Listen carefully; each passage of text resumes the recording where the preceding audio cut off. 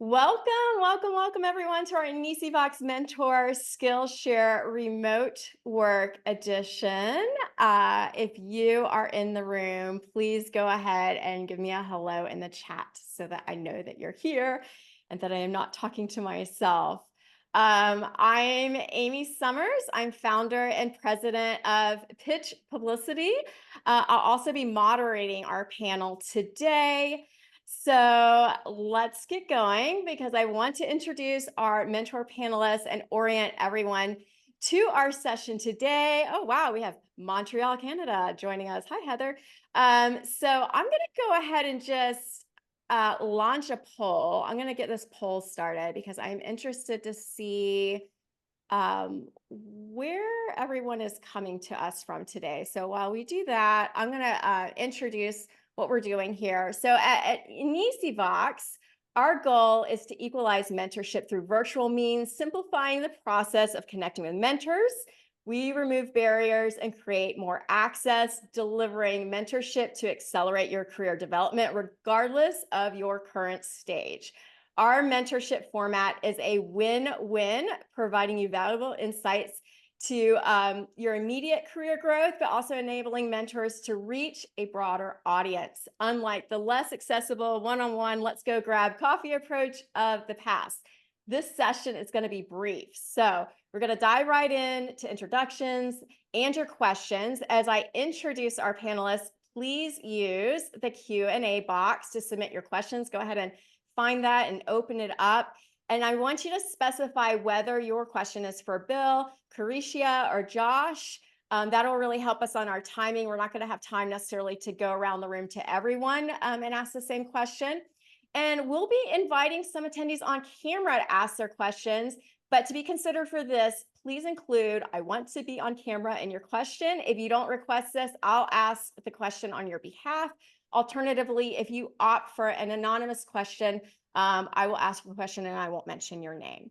So to ensure effective interaction with our mentors during this session, we really encourage you to request camera time when asking your questions. I want you to get FaceTime with these folks. I mean, we've got some heavy hitters on our lineup today. So when I invite you on stage, Zoom's going to prompt you to confirm your camera access.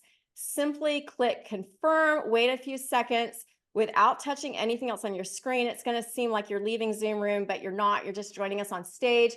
And then once on stage, turn your video and microphone on and ask your question. After your question is addressed, you'll be automatically returned to the audience without the need to press any buttons, and Zoom's just going to put you right back into the audience.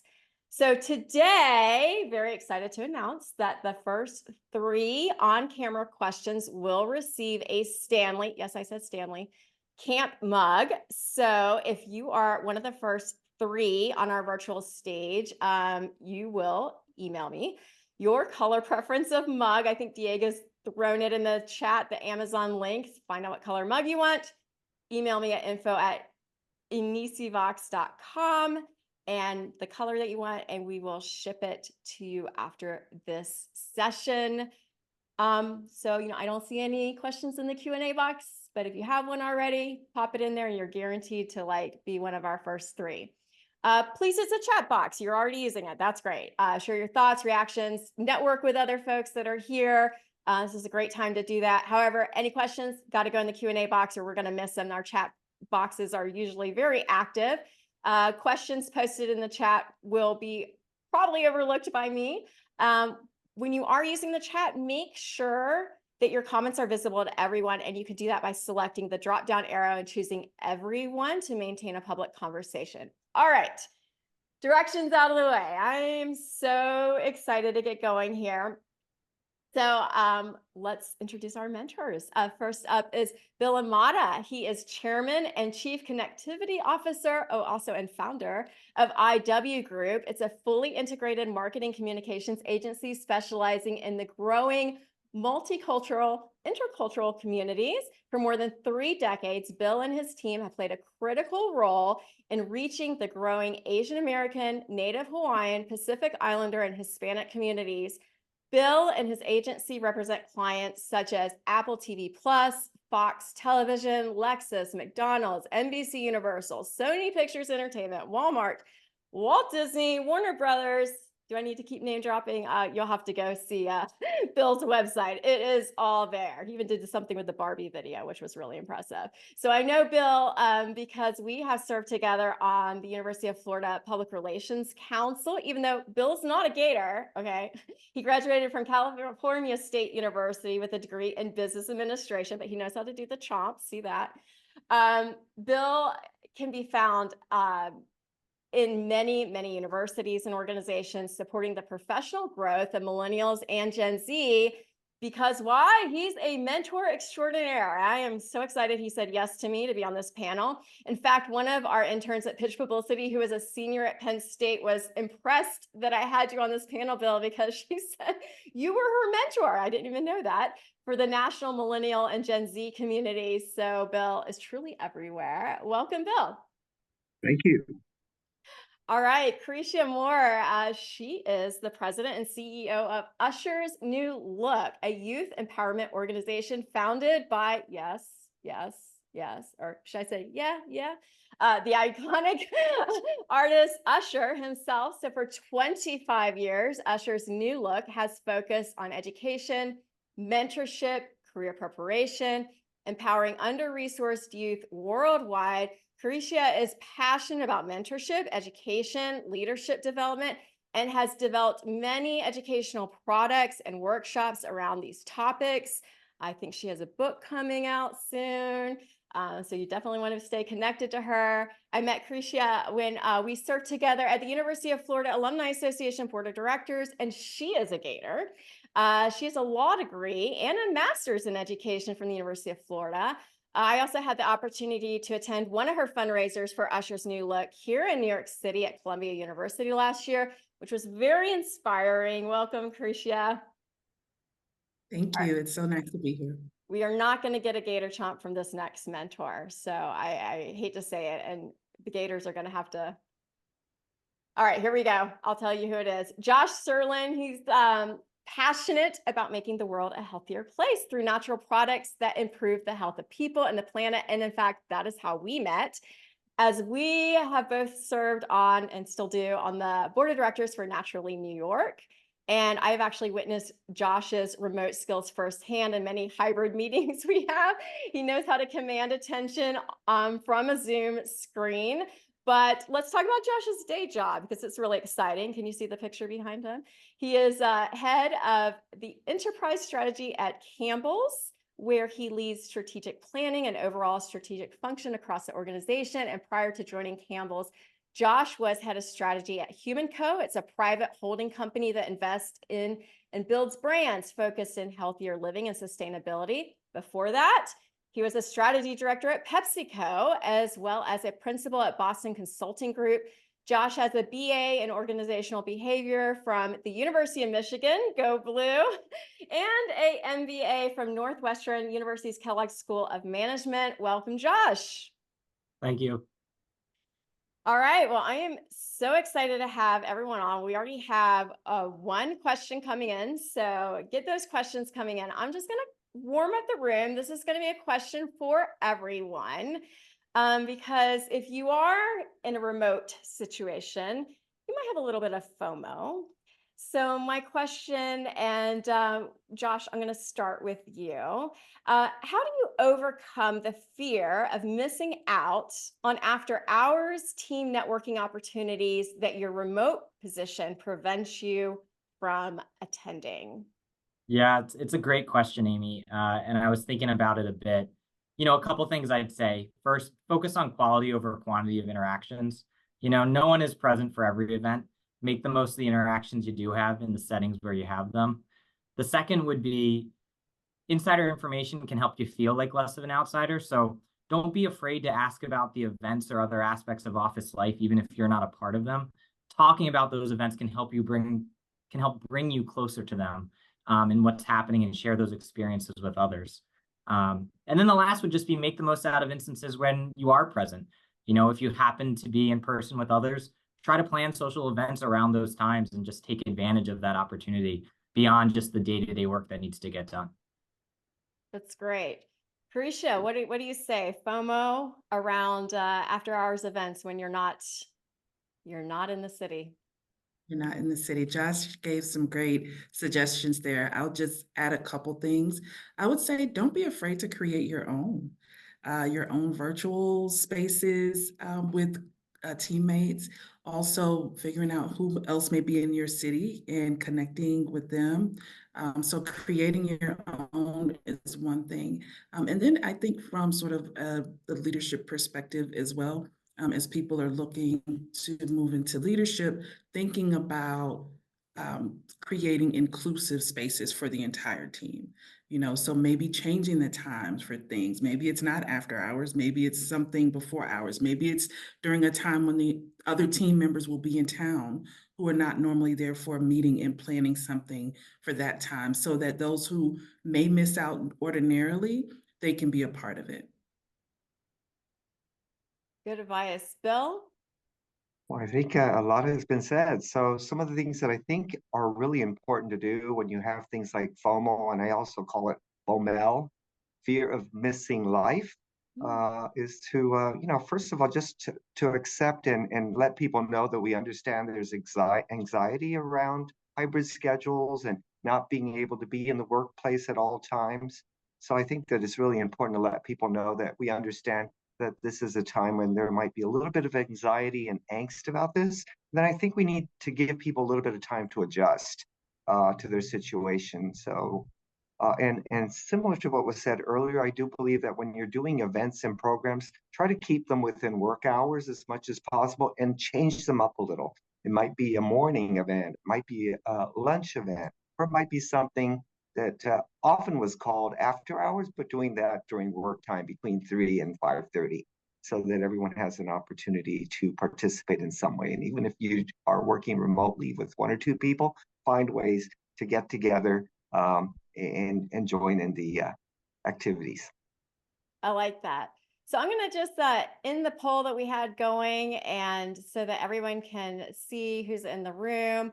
And it looks like we have a lot of remote participants and some people looking for jobs. And I know even people looking for jobs I've had a lot of questions about, should I be looking for a remote job, hybrid job, or certain. So I think we've got a good audience in here. We're going to go ahead and get to our questions. And I see that we have Florine has a question, so I'm going to promote her to our panel. And as she's coming on, Florine, I see some other ones coming in our way. Megan, you're going to be up next, so get ready.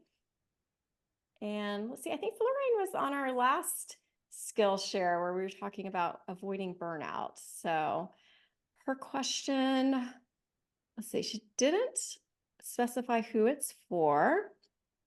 Let's see. Here she is. Hi, Florine. Nice to see you again. I remember you. Do you have a specific person you want to ask your question to? I guess Carisha for one. But honestly, on all of them, I go to UCF right now, and I don't currently have a remote job, but I'm definitely interested, especially like internships. And I was wondering if like you thought that maybe if it's a job you think that just anybody could do, or if you think there's certain qualities that like a person would need to be in remote work, if that makes sense. Okay, so your question is, are there certain qualities that you need to be a remote worker, or just could anybody be a remote worker? Yeah, probably that. The first one. Okay, that's a great question. I think I would say that I think anyone could be a remote worker. Now, whether those people will thrive in remote work is more of the question. I believe that in order, just some of the qualities I think about, you have to be someone that is sort of a self-starter, I think, someone who is okay with accountability, someone who is able to sort of be very self-aware and recognizing when something is not working for you, whether it's your work environment, whether you need to change your office, whether you are not putting in the time and effort that you need and what needs to change. And so I think it's someone that has to be very self-aware, which can be learned, right? And recognizing that this is not working at this time. So what do I need to do? Also, someone who's okay with mentorship and just like you just did, Florine, asking questions.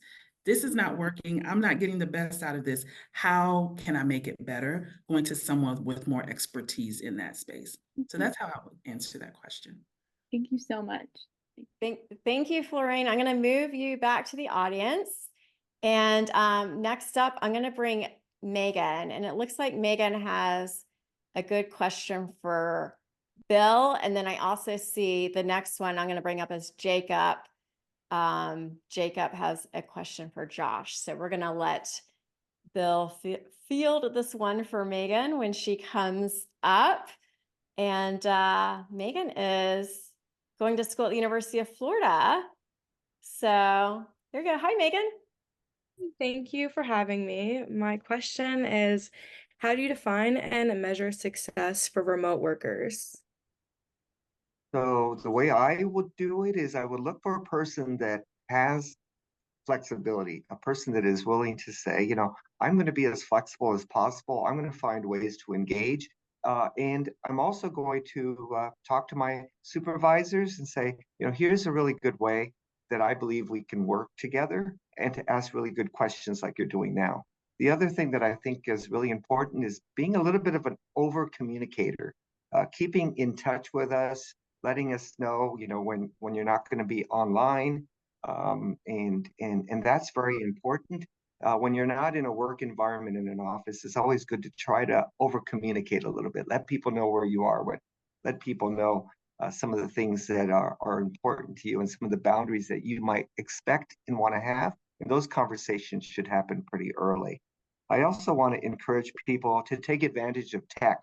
So if you are working remotely, it is okay to talk to your supervisor or the company you're working with and saying, you know, I want to make sure I have the best tech available so I can be the best staff member possible, best team player in the office. So it's okay to say, I'd like to upgrade my technology in the house or wherever you're working from, and ask for those things, because you're going to want the best tech available so that you'll be able to keep in touch, not only with the rest of your coworkers and the company, but with the clients that you're going to be working with.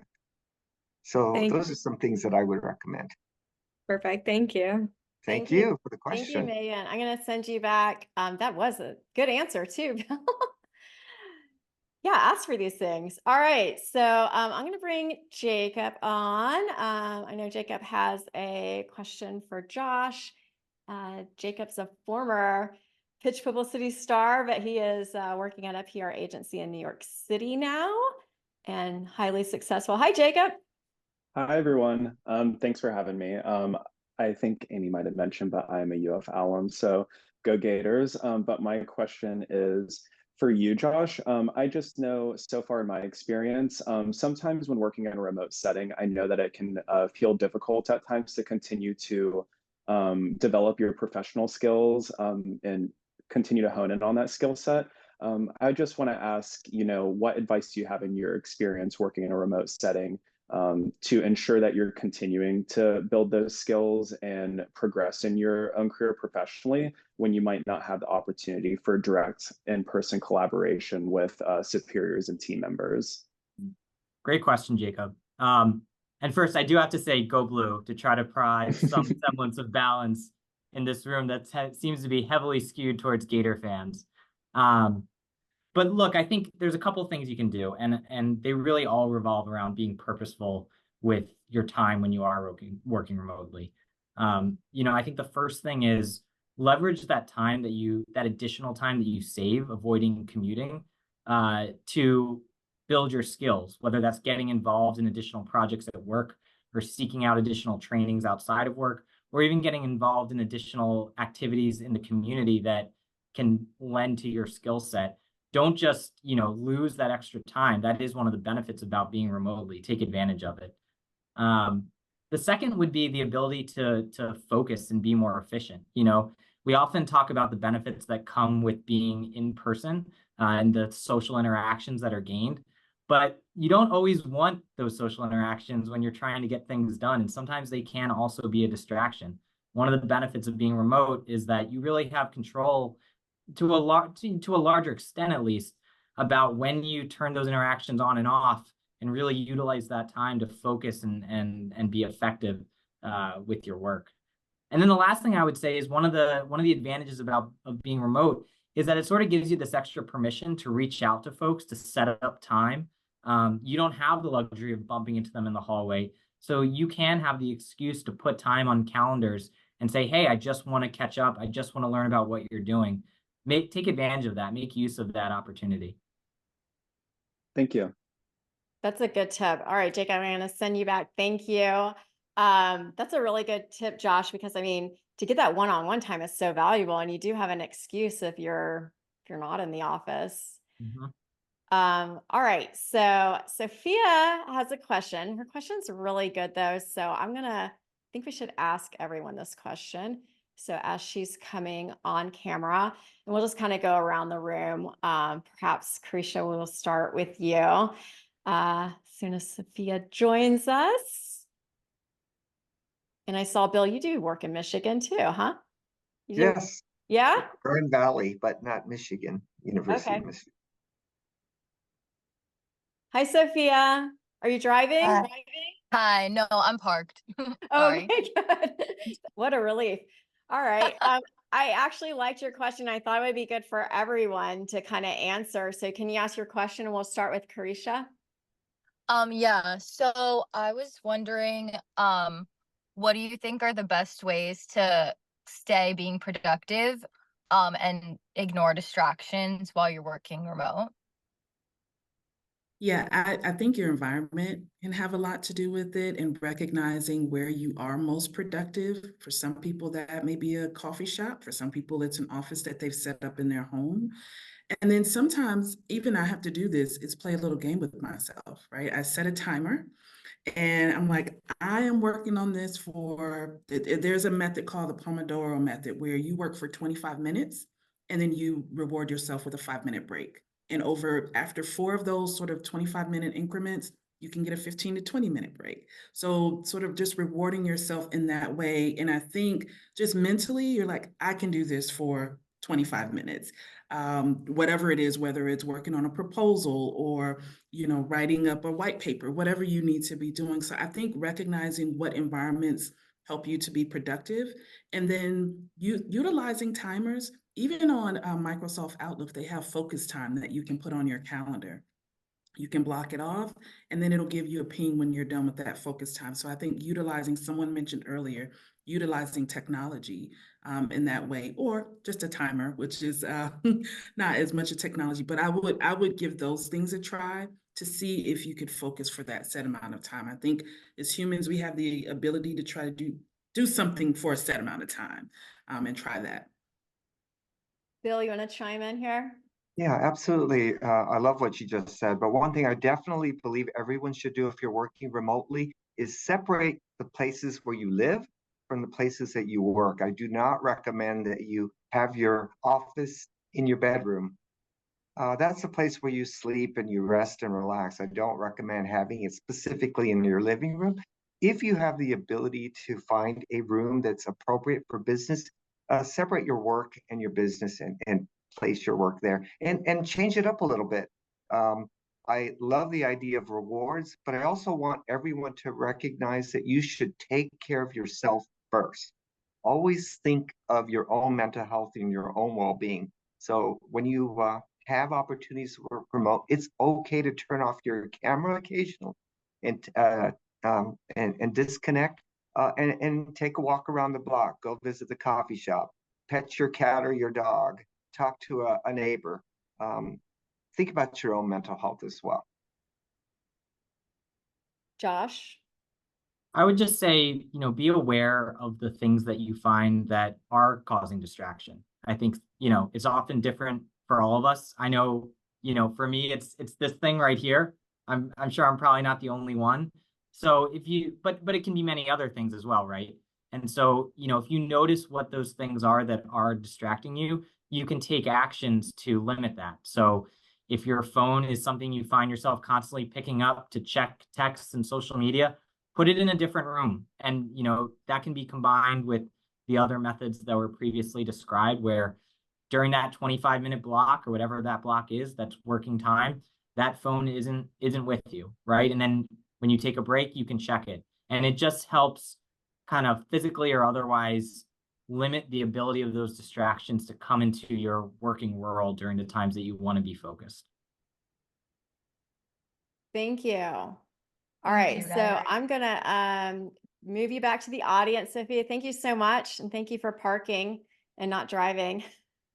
Speaking of distractions, let's go to, I see here that Caroline has a question, so we're gonna move her up to panelists. Caroline's interning with us now. She is a Gator in her junior year doing an advertising major, PR minor. Hi, Caroline. Hi, Amy. Hi, everyone. My question is just like, I guess it's for everyone, but it's like, what are your favorite things about working from home that you think more people should know about to kind of like get more people to work from home or get people excited about working remotely or stuff like that? Prisha, you wanted to go first? Oh, wow, I know you were gonna say that. What do you like about working from home? Do you? Yeah, I do enjoy it sometimes. I do enjoy being in the office and getting to see my staff, but I do enjoy being at home because it's a place of comfort. And I agree with Bill. I'm not working in my bedroom, but sometimes I'm outside on my back porch. Sometimes I'm in my kitchen. I can hop over and make myself lunch and, really separate from and not have a working lunch, so to speak, but really take the time to sit down and then just breathe a little bit and enjoy. I think like Josh said, you're not having as many distractions. People are not just popping in, which has its benefits. But especially if I'm really working on something that I need to get out or that's important, or I don't necessarily need to be in the office that day, it's kind of nice to be casual, be at home, and work in an environment where you can just sort of get things done in a space that feels comfortable for you. Well, I can tell you that my house is a lot cleaner. I'm getting to know my next door neighbor who I've lived next to for more than 10 years, and we actually have conversations. I actually walk to the local coffee shop, and I'm going to the gym a lot more often. So there's definite lifestyle changes. I do enjoy being home. I can cook, I can go outside, I could walk around, and I'm really getting to know my home. And so that's what I love about working from home. I don't know that I have much more to build on what Carisha and Bill shared. I think all are true for me as well. I would say the one thing I would reiterate is just the better food. I can tell you I've never once missed the corporate cafeteria on days when I'm working from home. So, it's one example of the flexibility that working remotely provides you, to have the comfort of your own house and conveniences. But certainly it's one to take advantage of. Carve out that time, make yourself a good meal. We spend a lot of our life working. It's important to take a break. It's important to eat well. It's important to take care of yourself during that time. All right, thank you, Caroline. I'm going to send you back. Yes, great answer. Josh, they don't feed you well at Campbell's? What are you saying? I would be I eating did not. goldfish every day. We do have free soup Thursdays. Oh, okay. I'm bringing Diego Castro on. He's also a Pitch Publicity intern. He helped me put on this panel, but he has a couple of questions and they're really good. So I don't know if Diego wants to start with Bill or if he wants to start with Josh. I know you have a couple questions, Diego. Who do you want to start with, Bill or Josh? Whoever, this is a general question. I was Okay. thinking more Josh and Bill, but my question is,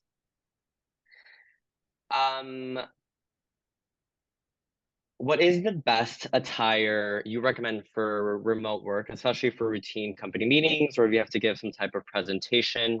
What's like a go-to, you guys, a safe option? Oh, Josh, answer that question. I'm curious. Sure. Too. Well, look, I think it really depends on the culture and expectations. Admittedly, it can feel very strange sitting at home in a suit staring at your computer.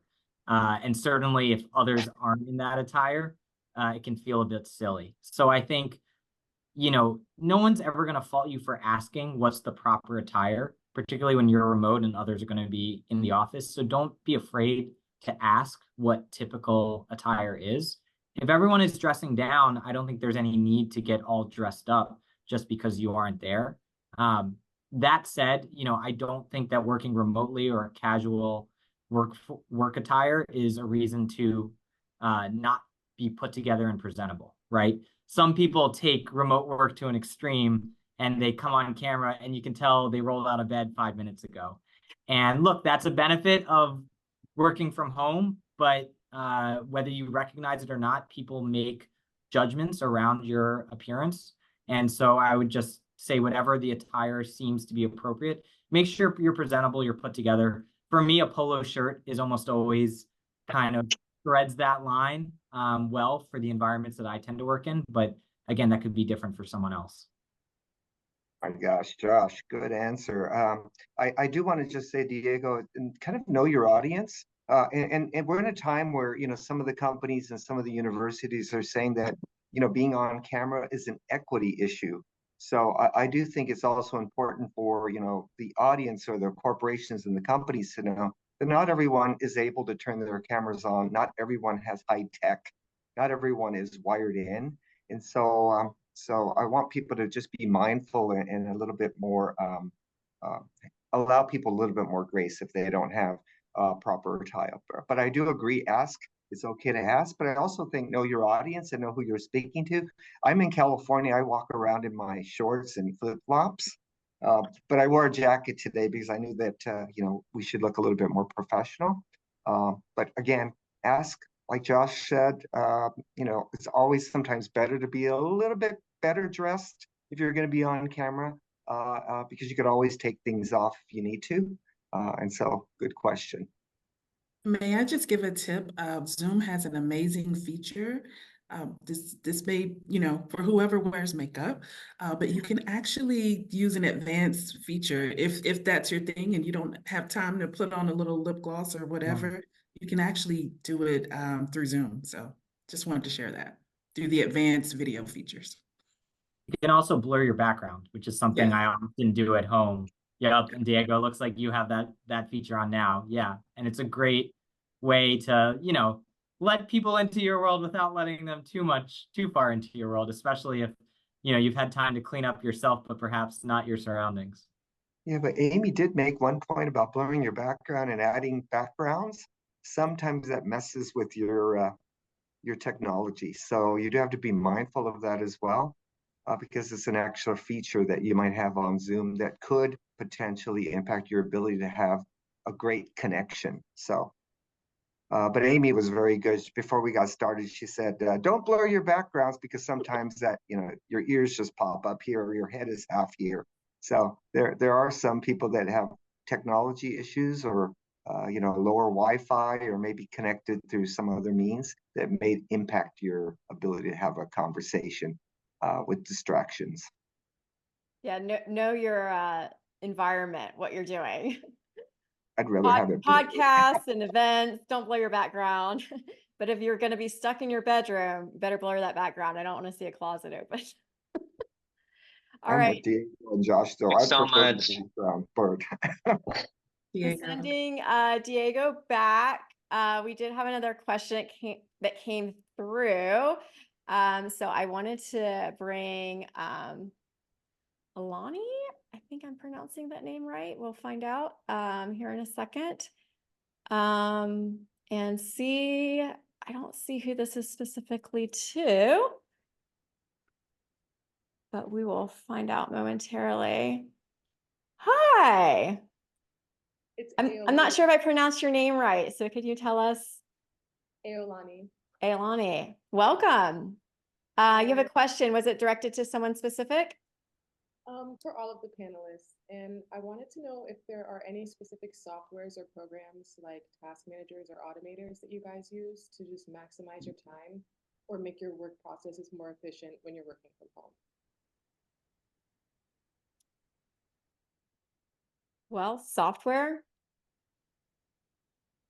You know, there's that curve of the 5 different types of people in terms of early adopters and so forth when it comes to software and technology. And I have learned that I am not in that first half of the list. I have not yet to find tools that are specific to working remote versus working in the office. I think for me, it's more been about what are the tools that in general help enable me to be most effective in the tasks that I need to do. And whether I'm sitting in my office at work or my office at home, they tend to be helpful for me. And I know that's not a helpful answer for you necessarily. It's just to say, I don't think you have to draw that distinction. It's more about finding the right tools that help you just in your day-to-day wherever you're working. Along those same lines, you know, I'm a list person. I like to see the checkbox and I get a satisfaction by being able to put the check in there. So I don't know if that is how you work, Ailani, but I use OneNote. And I used to be the person that would go out and get a fancy planner and have all of that was what I looked forward to. But I started incorporating technology and used OneNote and able to separate things by notebook. When I type my meeting notes, when I'm on Zoom, you know, I may just say, hey, if you see me typing, I'm just taking notes. But having my notes right there on the computer, I'm able to list who was in the meeting with me. And then so when I have to refer back to it, all I need to do is pop in that search and say, Bill, Josh, and Amy, and those notes are going to come up. So it helps me to be more efficient. So I'm not filling through paper journals, but I'm also able to make my to-do notes. So every Sunday or Monday, I will start my to-do list for the week and just add those priority things for me. And once I do them, I'm able to check them off. And then at the end of the week, I say, okay, what didn't I accomplish? What doesn't have a checkbox? And I can move that to my new page for the next week. So OneNote has really worked for me in utilizing my calendar. Yeah, I actually take notes using pen and paper. I always do my to-do list every single morning and go through things. But we use a variety of tools, Slack, Teams. We're looking at a few other programs like Copilot and things like that to see what's the most beneficial and efficient for everyone. But I've been doing everything pretty much the old-fashioned way for now. OneNote is excellent, by the way, so I really love that recommendation because it keeps you organized. It gives you a set that you could look at and you could add to and delete, and you can, you know, so no real recommendations on that. Sorry to give you that answer. Great And question. OneNote is also an app that you can have on your phone. So I can have it anywhere, you know, and I'm able to take notes on it. And then it translates to my computer as well. I do think a to-do list, whether it's, you know, on paper or on a tool like OneNote, which I also use and think is great, is very helpful for keeping you organized, particularly when you're remote and separated from others in the workforce. You know, I have to ask, does anyone else also sometimes write something on their to-do list that they've already done just so that they can check it off? Absolutely. I know I'm not the only one. I get so mad when I do a task and it's not on my to-do list. I have to add There's it. no better feeling than checking off something on the list. The one broader point I would add as well, one of the benefits of working remotely is when you're having these sorts of interactions, you have the luxury of having OneNote open, having other notes available to you, and you don't want to let those be a distraction. But when you're sitting in a meeting room, it can often be much harder to reference information, which means you either have to prepare a lot more, or you just don't have that accessibility. And so take advantage of that aspect of remote work. You don't want it to be a distraction, but it does allow you to have a lot more information at your fingertips to be prepared for the conversation you're having. All right, good question. Thank you, Alani. A good question. I'm going to send you on back. And well, we had a couple of anonymous questions come through, and I'm going to be wrapping here soon with my final question. So let's see if we can get through some of these other questions. I know we had someone that couldn't come on camera, but she had a question for Josh asking, in your experience, Are there any specific challenges or difficulties remote employees typically encounter at your company? So that would We do, so our company is hybrid. So we spend 3 days in the office and 2 days remote typically. And it works in part because everyone follows that schedule. We do have a few folks that are majority remote. I would say the biggest thing they miss out on is some of the social interactions that happen day to day in the office. But again, to the conversations we've had today, I think you can mitigate a lot of that by taking advantage of the times when you are talking with people to ask about what's going on in the office and to carve out time up front to discuss personal topics beyond work. And I think if you do that, you can really close that gap. Okay, great. And we had another anonymous question from our group here, and it's kind of similar. So I'm going to go around the whole room on this one, and then I'll close with my final question that I have, unless some other question pops in that I think is more exciting.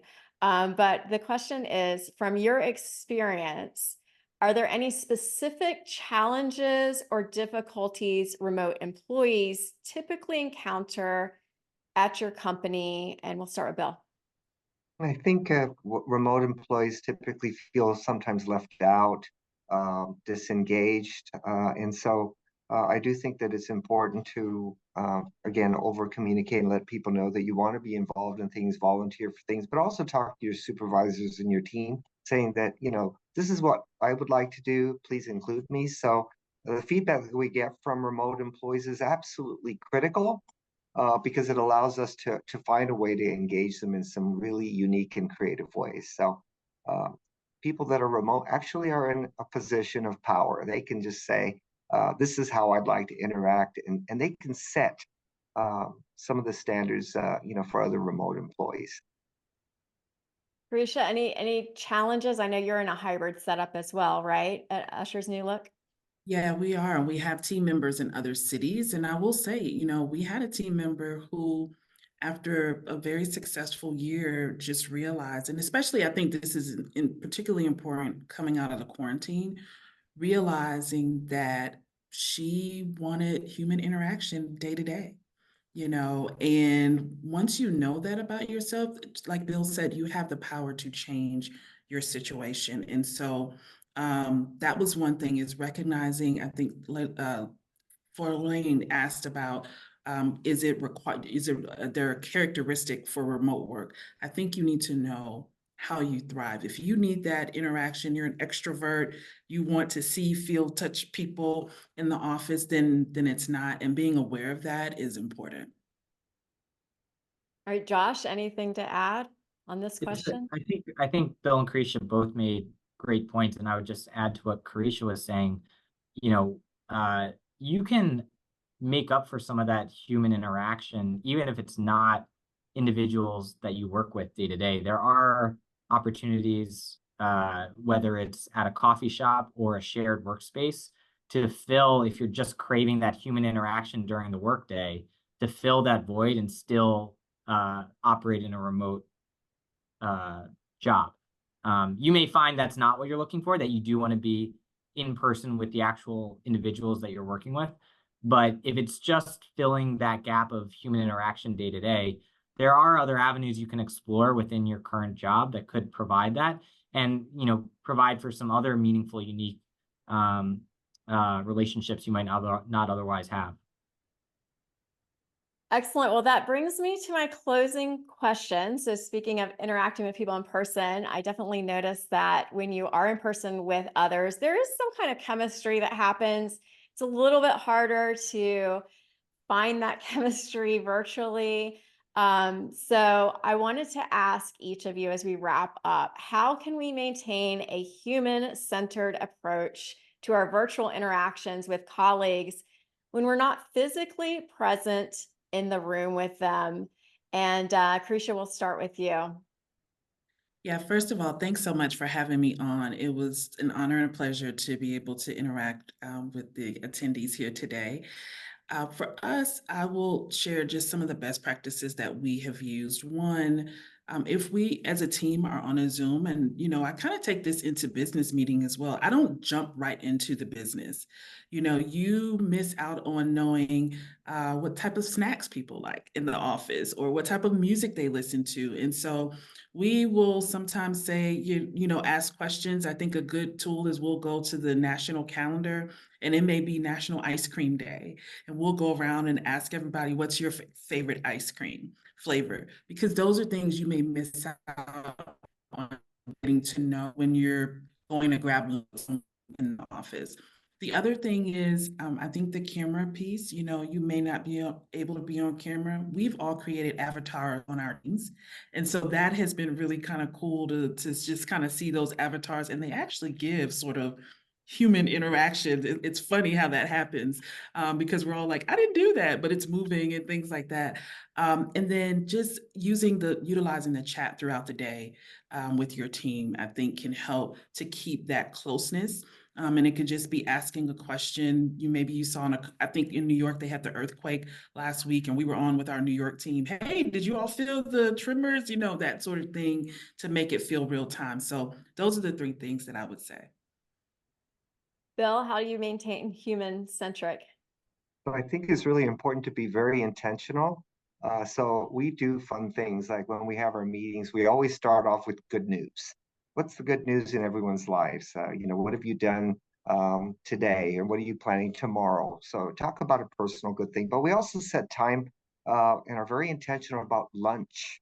So we'll send lunch to our remote employees, and then we'll schedule a time, and we'll bring them online, and the people that are working in the office have an opportunity to share a meal and talk about the food that they're eating, and that's always a fun thing. And then we have, instead of retreats, we have advances. So we'll get together and we'll fly in all the remote employees from around the country, and we'll actually have an advance. It's a little bit of a retreat, but also focuses on advancing everyone's, not only personal careers, but their professional careers as well. Can I come work for you? Yeah, and then we're going to call Josh, and he's going to send us all the goldfish we want. That's You're gonna right. That's right. feed We me will and- fill all your meal and snack needs. Send us late July and I'm there. Josh, we'll have you wrap up. How do you stay human-centered? You worked at Human Co., so you must have some insights on being human. Yeah, hopefully. I don't know that I can say anything better than what's already been said by Karish and Bill. I would reiterate that starting conversations with personal topics not related to work is a great way to still be able to build the same rapport.